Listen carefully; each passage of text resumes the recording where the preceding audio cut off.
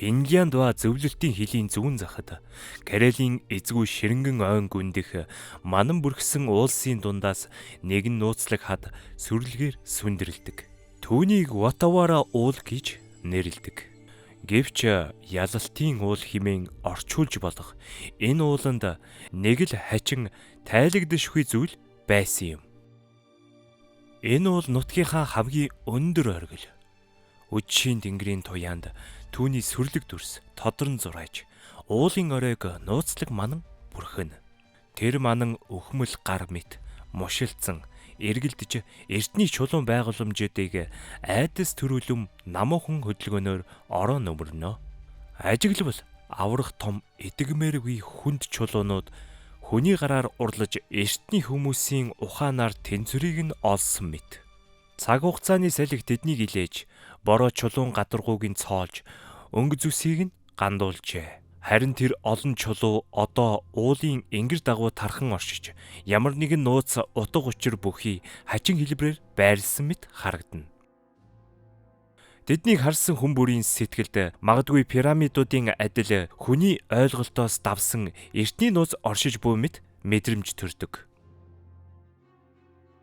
Чулууны дунд нам гүм сахиусан тэнгэрүүчийг оршиж хачин морийн модод үл үзэгдэх хүчээр мошигсан мэт ургасан байв. Энэ орчны эртний нарс моднууд ойролцоогоор 122 настай хэрнэ зөвхөн 2 м өндөртэй насанд нь тохиромжгүйгээр богино ургасан нь гайхмаар санагдана. Түүнчлэн эргэн тойронд тархан байрлах олон нуурч мөн сонирхолтой учир битүүлэг юм. Эдгээрийг нутгийнхан үхсэн нуур хэмээн нэрлэдэг. Учир нь тэнд амьд организм загасч үгүй бүх зүйл нам гүм амьдралгүй байдаг аж. Тэгэхээр яг юу нь энэ уулаа ийм онцгой хачин болгож байна вэ? Саами угсаатан буюу нутгийн уугуул хүмүүсийн дунд Ватавара уул нь домог мэт нууцлаг газар гэгддэг. Тэд түүнийг ертөнц хоорондын хаалга, бусад ертөнц рүү нэвтрэх үүд хэмээн нам гүм шивнэдэг бай. Энд бодит байдлын утга хамгийн нимгэн мэт мэдрэгдэг хязгаар оршдог гэж тэд итгэдэг юм. Эртний зан заншлыг санаж уламжлалыг сахин хүндэтгэдэг хүмүүс одоо ч энд ариун ёслолоо үйлддэг аж. Тэд ууланд оршдог хэмээн итгэдэг сүнснүүдэд хүндэтгэл үзүүлдэг юм. Олон жуулчид Ватавара уулыг судлахдаа гүнзгий ганцаардал нам гүмийн мэдрэмж авдаг гэж мэдээлдэг.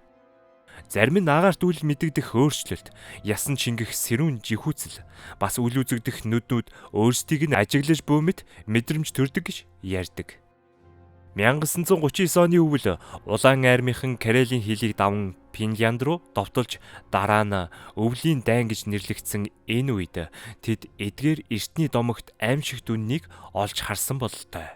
Магадгүй энэ бол энгийн уулын тухай түүх бөгөөд нэгэн зэрлэг амьтдыг сүрлэг улаан армийн бүрэн зэвсэгтэй цэргүүдийг алсан хэрэг байж болох юм. Эсвэл энэ нь ердөө тайлбарлахад бэрх, ойлгоход хэцүү зүйлсийн нэгэн жишээ байж болох юм. Энэ бол Ватавара уулын үхлийн түүх юм.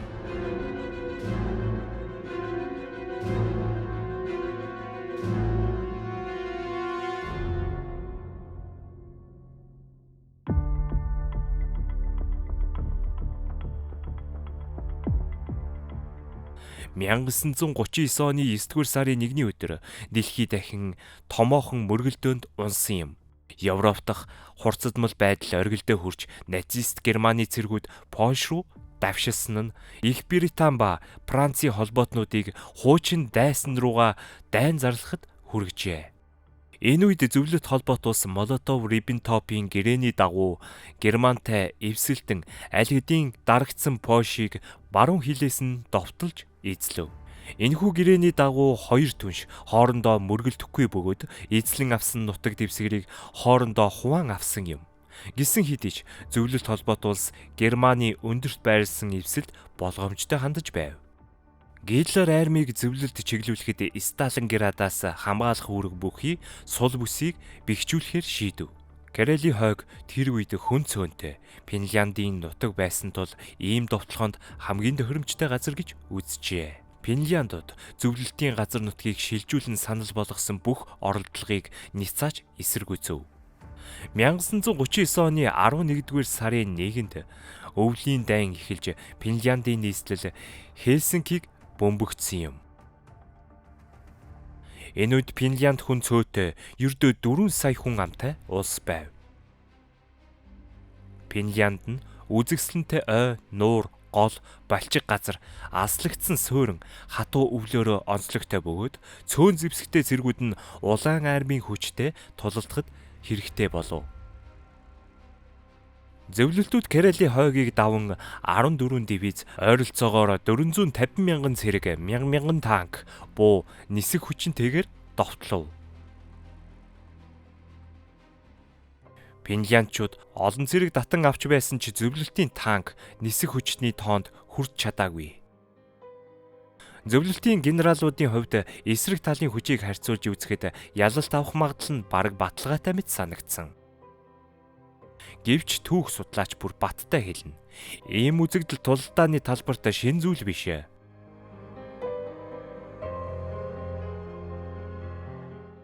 Хурдан давшилж байсан зөвлөлтүүдийг хатуухан өвөл болон Финляндийн өвөрмөц газар зүйн нөхцөл нь логистикийн асуудалд оруулжээ. Финлянд нь цөөн суурин хоттой, зузаан ойгоор бүрхэгдсэн бөгөөд гол зам нь ганц 2 моширлцсан замаар л нийлдэг байсан. Тэдгээр нь одоо зузаан цасанд дарагджээ. Хэдийгээр зөвлөлтийн аримд цэргийн давуу тал байсан ч Финляндийн цэргүүд газар нутгаа сайн мэддэг давуу талаа ашиглан довтолгойг амжилттай эсэргүүцэв. Цасанд бүрхэгдсэн ойн дунд төгс нуугдан буудаг ур чадвар, байгальд амьдрах мэдлэг, санаар агуулгах туршлагыг ашиглан Финляндийн цэргүүд нарийн замын бүсийг үхлийн бүс болгон хувиргав. Харин зөвлөлтийн энгийн цэргүүд өвлийн тулдаанд бэлэн биш байв. Муу сургагдсан буруу удирдлагатай зөвлөлтийн цэргүүдийн ихэнх нь өвлийн цамцаач авч чадаагүй байв. Тухайн үед температур хасах 45 градус хүрдэг тул олон цэргүүд суманд бус хүйтэнд өгчээ.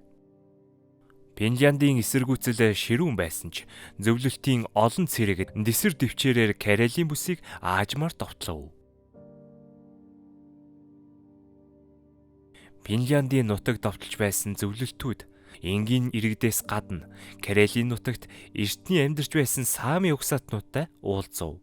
Сами нь Скандинав, хойд Европын угуул хүмүүс юм. Тэдний нүүдэлчин овог аймагуд Данийн, Норвегийн, Шведийн болон Финляндийн нутгаар тархан амьдардаг. Карелийн бүс нутаг нь ялангуяа эртний Сами угсаатны оршин байсан түүхийг 8000 жилийн өмнө хүртэл харуулсан олон археологийн олдвороор баялаг. Христийн шашинд финляндчууд болон коммунист хөршүүдийн хүсээгүй нөлөөтэй огт нийцэхгүй байсан ч Сами угсаатнууд өвөг дээдсийнхаа итгэл үнэмшил зан заншлыг бат зогсон сахиж байв. Хэдийгээр тэдний шашны үзэл бодлыг зарим нь нийт шидийн шинжтэй гэж тодорхойлж болох ч Сами угсаатны итгэл үнэмшлийг үнэн зөвөөр тайлбарлавал амин сүнсний үзэл буюу аминизм гэж хэлхэн зохистой. Шаманизмын нэг хэлбэр болох энэ итгэлд Сами нар дэлхийн бүх бие физик элементүүд амьд чулуу ургамал бүр нь өөрийн гэсэн амьдралын хүчтэй гэдэгт итгэдэг байв. Тэдгээрт нь шүтэн бишрэх ёстой бурхны сүнс оршдог гэж үздэг байв. Сами нар байгальтайгаа нэгт холбоотой амьдарч их дэлхий болон амьтны хөндлөвөл байгалийн өглөгөөр шагнуулна гэдэгт итгэдэг байсан юм. Гэвч олон уугуул үндэсний адил Сами нарын амьдралын хэм маяг, итгэл үнэмшлийг туйлын хүндлэлгүйгээр хандаж тулааны хоёр талд шоолон үл ойшоосон юм. Бараг 2 сарын турш зөвлөлтийн цэргүүд аажмаар урагшилж байсан ч цөөн финляндуудын батлан хамгаалах хүчинд дарагдж ичгүүртэй тэнцвэргүй байдлыг туулсан юм. 1939 оны 12 дугаар сарын сүүлчээр тактик нөхцөл байдалд арай бэлэн болсон зөвлөлтүүд Кала голын баруун талд Карелийн бүс рүү шин довтлогоо эхлүүлэхээр оролцсон юм. Зөвлөлтүүд Финляндийн шугамыг ажиглахын тулд өндөрлөг газрыг эзлэн дайсны хамгаалтыг тольдохыг оролдсон юм. 1369 фут өндөрт оршдог болохоор эргэн тойрныг бүхэлд нь харах боломжтой Вотавара уулын ажиглалтын цэг болгоход төгс газар мэт санагджээ. Гэвч нутгийн Сами хүмүүс газар нутгаа илүү сайн мэддэг учраас Оросуудтай уулзахад санаа зовсон царай сэрэмжлүүлэг өгчээ.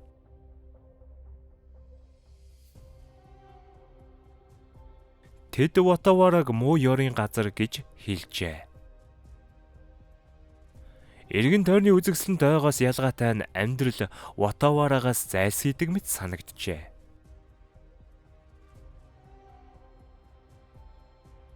Уудын оройн хоосон, амьдрал нь бараг мэдэгдэхгүй экосистемтэй бүр шавж хүртэл зайлсхийдэг газар юм.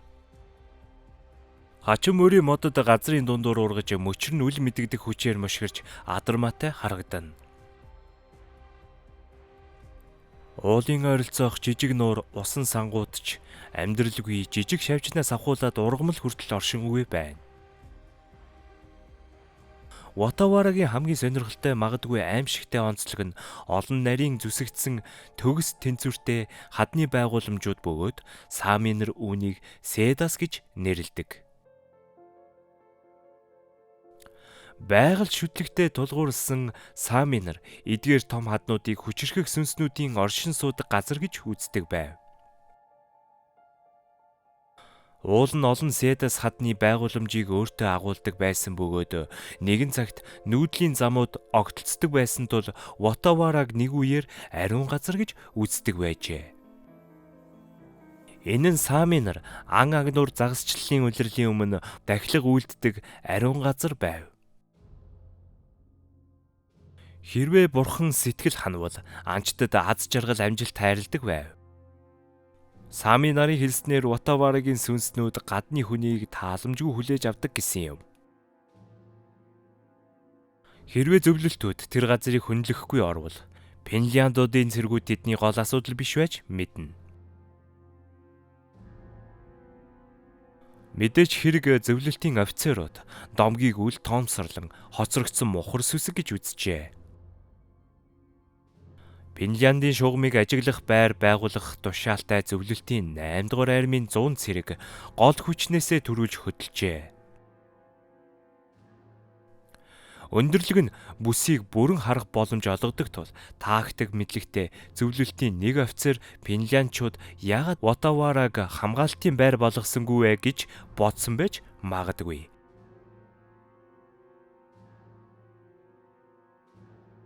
Эрт цаг үеэс дулааны тактикт хамгийн өндөр цэгийг эзлэх нь гол зарчим гэж үздэг байжээ.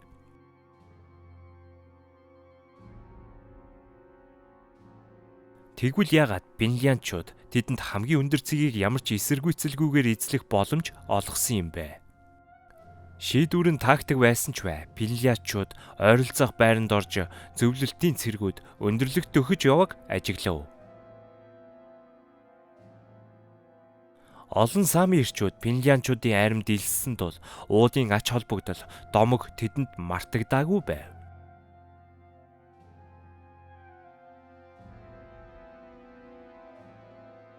Өндөрлөгийг санаатаагаар дайсандаа өгч финляндчууд түүхэндээ анхудаа эсрэг тал руугаа дээш харж байгаа нь энэ юм аа.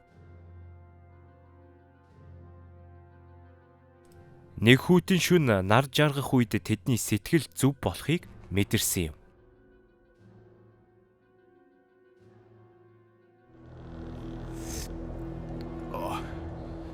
You always make it too strong. I make it the way I like it. Quit your belly aching. If I drink this muck you made, I will be belly aching. Then I'll be truly insufferable. Is this you being tolerable? Bite me. I bet the Reds have better. What the hell? Who the hell is that? Do we have people over there? No, I don't think so. The captain ordered us to stay put.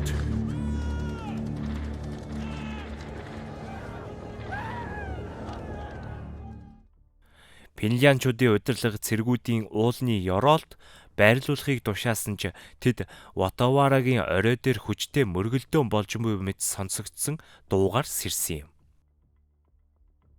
Шүн дундын нууцлаг нам гүмийг таслан буун дуу, дэлбэрэлт, айдаст орилох чимээ уулын оройгоос сонсогдов. Энэ нь зөвлөлтийн байрлал дотор үүмэн гарсан мэт сонсогдож байлаа.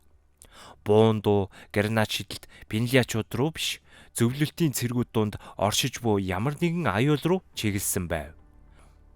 2 шөнө дараалан пинлианчууд зөвлөлтийн цэргүүд мэдэгдэхгүй дайсантайгаа тулалцсныг сонсож орилох дуу, буун дуу аажмаар намжиж байгааг ажиглав.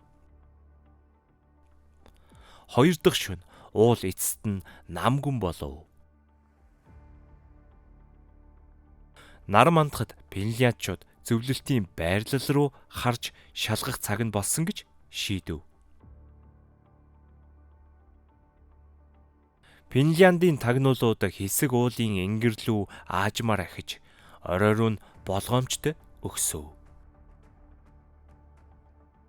Тагнуулчид уулын алууг аажмаар өгсөхөд хамгаалалт байхгүй, дайсны шинж тэмдэгч алга байгааг харсан тэдний сэтгэлийг дүгшээв. Зөвлөлтийн ажиглалтын постууд, снайперууд хаана байсан бэ? Хүнд тоног төхөөрөмж, хутгуур, захирамж өгч буй офицеруудын шинж тэмдэг хаана байна вэ? Тагнуулчид уулын оргилд ойрцоор ямар нэгэн хөдөлгөөн харагдах, сүүдэр эсвэл засан дээр хар толб мэт анхаарал татах зүйл гарна гэж бодож байлаа. Гэвч тэдний тэмдэглэлүүдээс үзвэл байдал яг ийм байгаагүй бололтой. Салхи, өгсөн мод, сүрлэг чулууны завсраар үлээж байснаас бусад бүх зүйл намгүн байв. Зевсгээ чанга атгаж тэд уулын оройд хүрэх сүүлийн алхмуудад бэлдэв. Тэдний олж мэдсэн зүйл учрыг нь улам гүнзгийрүүлж, аимшигтайгаар сэтгэлийг нь зовов. Финляндийн цэргүүд үлдсэн дайснаа олж харсан байв. Бүх 100 хүн уулын орой дээр алагдаж зөвхөн хүүрэн л үлдсэн байлаа. Цусны толбон айдас, сэтгэлийн төгшүүрийг харуулж байв. Эцсийн мөчид зарим орос цэргүүд өгөхийн өмнө зүгтхийг оролцсон мэт харагдаж байсан юм. Бусд нь бүр аимшигтайгаар өөрийн аймыг хороож, бууга чангатхан хэвтэж байв. Аимшигтайч тэд хамгийн азтай мэт харагдсан юм. Ихэнх зөвлөлтийн цэргүүд төгсгөл буу, тесрэх бодис, бөмбөгөр бус, таамаглаж буугаар, өлсгөлэн махчин амьтны шүд, сарвуугаар дууссан байлаа. Зөвлөлтийн цэргийн цогцсуудыг ихэнх нь бүрэн бүтэн бус, таслагдсан гар хөл, эд эрхтнүүд нь мушгирсан мод, ариун чулуунуудын дунд хаягдсан байв. Өглөөний нарны гэрэлд гялдсан олон тооны сумны савнууд нь зөвлөлтийн хамгаалтын зөвхөрлөлтийг илтгэнэ. Зөвлөлтүүдийг ямар нэгэн үл мэдэгдэх дайралтаас эсэргүүцэж, тэмцэж байсан ч эсрэг талын цэргүүдийн алин ч мөргөлдөөнд байдал уулан дээр огт илрээгүй юм. Хэн нэгэн эсвэл магадгүй ямар нэгэн амьтны шинжтэй нууцлаг биет зэвсэгт 100 цэргийн бүрэлдэхүүнийг Ватавара уулын оройд буцахж устгасан байв.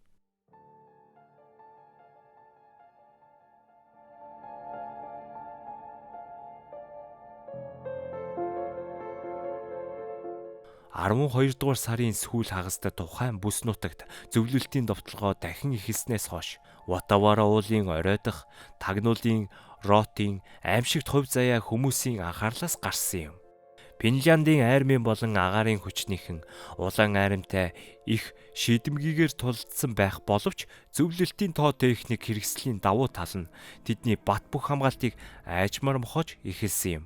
Харин 3 сарын дараа 1940 оны 3 дугаар сард Финлянд нь эцэст нь зөвлөлтийн шахалтанд бууж өгч Карелийн бүс нутгийн ихэнхийг аль хэзээ зөвлөлтийн төрөмгийн халдлагад алдсан юм. 1941 оны 100 гэхэд Гитлер зөвлөлт Германы хооронд байгуулсан үл довтлох гэрээг орхин урвж түүхийн чиглэлийг эрс өөрчилсөн юм. Барбаросса ажиллагааны хүрээнд Германы арми Оросын их газарт гүн нэвтрэн довтолж байх үед Финлянд зөвлөлтийн эсрэг дахин зэвсэг барьж ахин дайна эхлүүлсэн юм.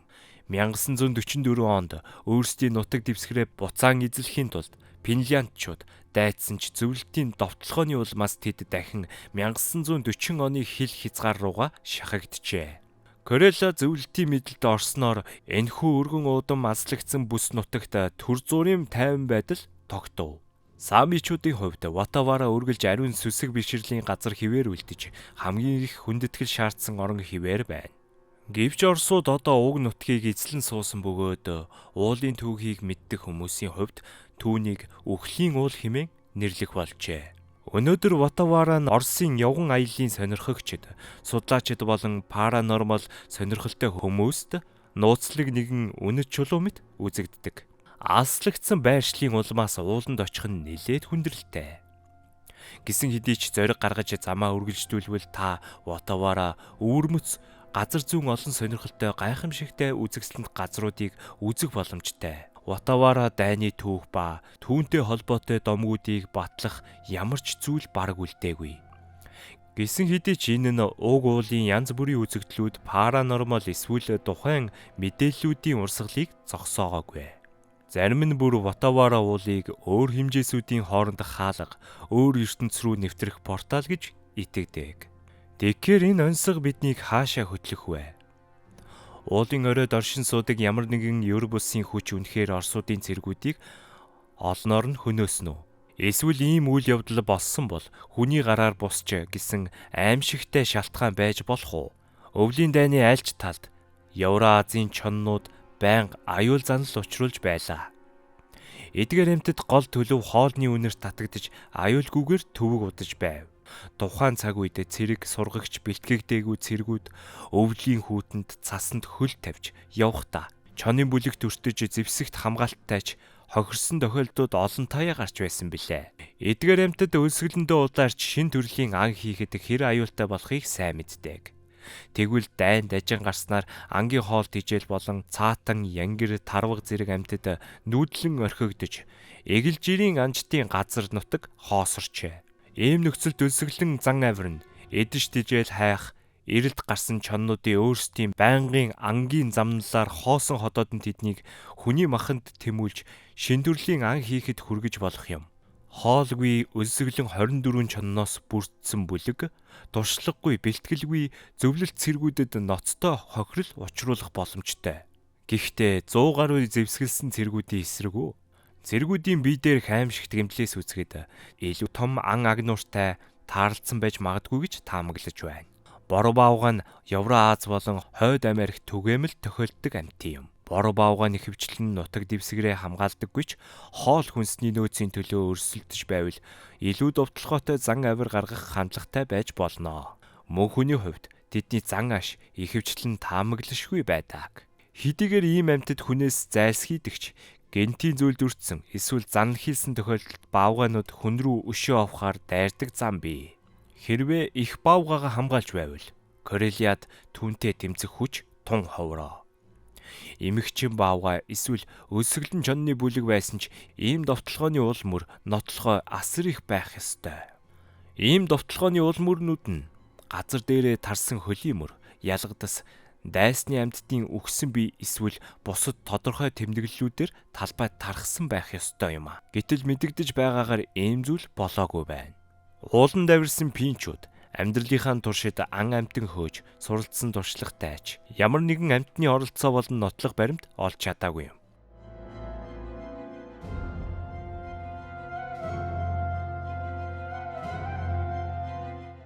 Үхлийн уулын нууц нь дайнтай холбоотой хачирхалтай түүхүүдийн дунд төдийлөн судлагдаагүй үлдсэн түүх юм.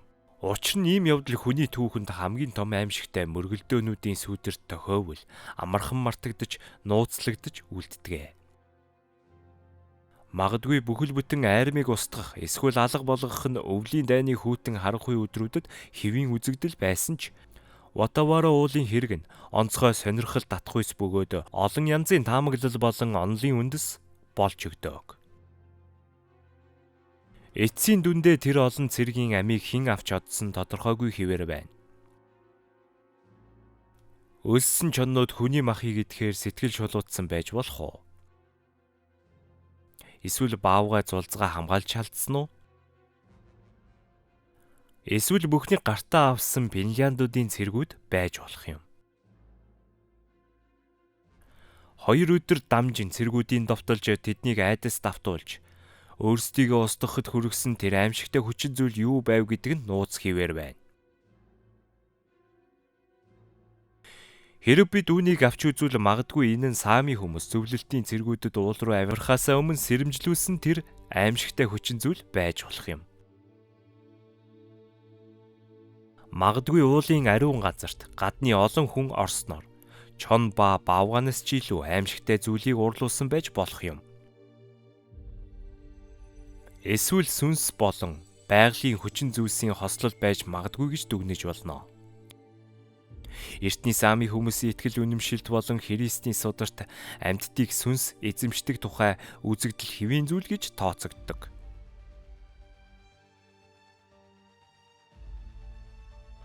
Саами домогт олон сонирхолтой эртний уугуул иргэдийн домогтой ижил төстэй гаж биетэй амьтад ордог. Жишээ нь аварга биетнүүд, мөн тэдний хилдэг өөр нэгэн юр бусын амьтаа. Тэдний хилж буй тэр юр бусын амьтныг стало гэж нэрлэдэг. Тэдний хэлснээр энэ амьтад төрхөө өөрчилж чадвартай байдаг гэж үздэг. Өөр бусад нутгийн соёл иргэншилт үнийг ингэж орчуулж болох юм.